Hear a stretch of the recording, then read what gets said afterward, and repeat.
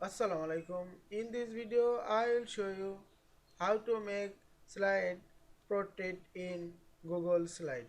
Let's get started.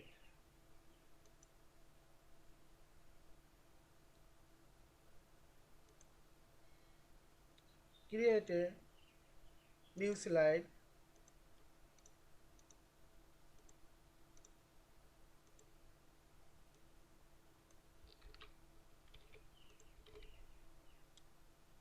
and go to File menu, Page Setup and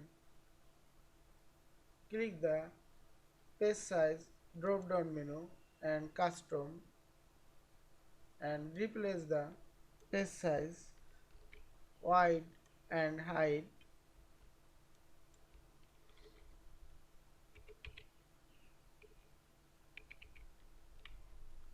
and click apply.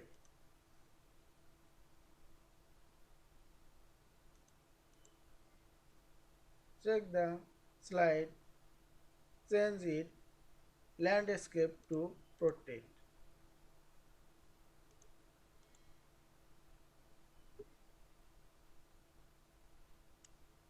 I hope you enjoyed this video. Please subscribe to my channel, like, comment and share.